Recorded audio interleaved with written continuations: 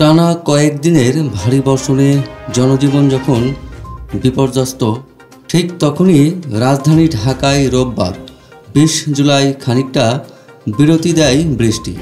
তবে এ স্বস্তি খুব বেশি দিন টিকছে না, কারণ দেশের আবহাওয়া অফিস জানিয়েছে শ্রাবণের ধারায় আবারও শুরু হতে পারে টানা 5 দিনের বৃষ্টি। আবহাওয়া অধিদপ্তর জানায় 24 জুলাই 2025 এর মধ্যে উত্তর বঙ্গোপসাগরে একটি লঘুচাপ সৃষ্টি হতে পারে, যা দেশের আবহাওয়ায় উল্লেখযোগ্য প্রভাব ফেলবে। একই সঙ্গে দেশের বিভিন্ন বিভাগে নতুন করে বৃষ্টিপাত বাড়ার সম্ভাবনা রয়েছে।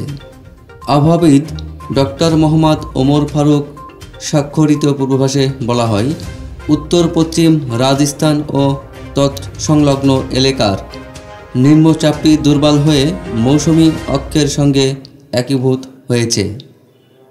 এই অক্ষরেখা রাজস্থান, উত্তরপ্রদেশ, বিহার, পশ্চিমবঙ্গ ও বাংলাদেশের উত্তরাঞ্চল হয়ে আসাম পর্যন্ত বিস্তৃত এবং এর একটি বর্ধিতাংশ পৌঁছেছে উত্তর বঙ্গোপসাগর পর্যন্ত। বর্তমানে বাংলাদেশের ওপর মৌসুমি বায়ু মোটামুটি সক্রিয় এবং উত্তর বঙ্গোপসাগরে এটি মাঝারি মাত্রায় সক্রিয় রয়েছে।